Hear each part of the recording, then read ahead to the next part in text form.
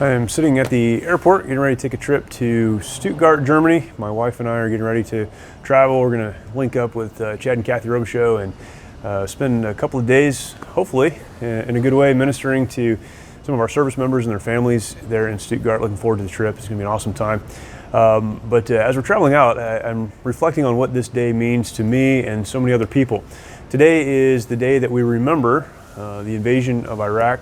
And for again, so many people, it's a historical event, but for some of us, and many of my friends and the people that I still am close to, it's an event that really changed our lives. And I'll never forget that day, and I know a lot of the people who might be watching this would say the same.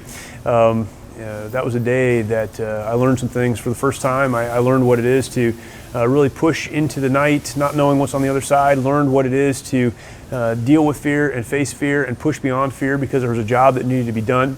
I learned in a real way what it is to be able to count on the men to the left and right of you. I understood something that I thought I knew, but really understood deeply in that moment.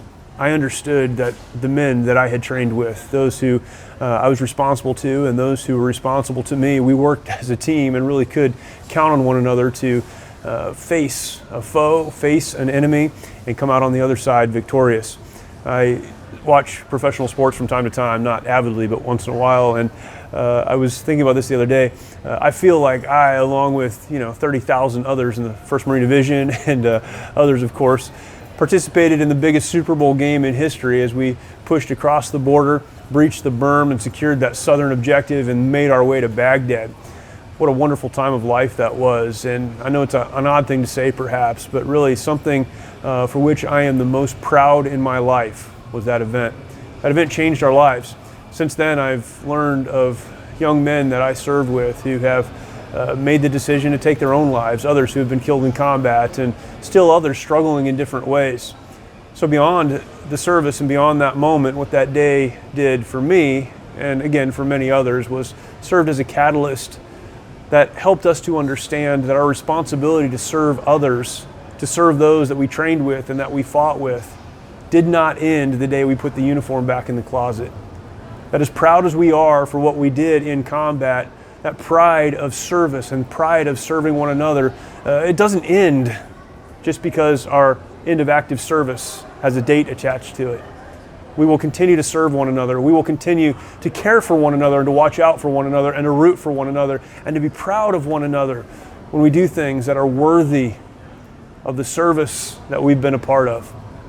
I'm so thankful to have been able to serve our country. More than that, I'm so thankful to have been able to serve with those men that in the middle of the night, when the call came, were willing to do what needed to be done for the cause of freedom. I'm thankful for those men. I'm thankful for who they were then and for what they've accomplished now. And I look forward to continuing to serve others while serving with them.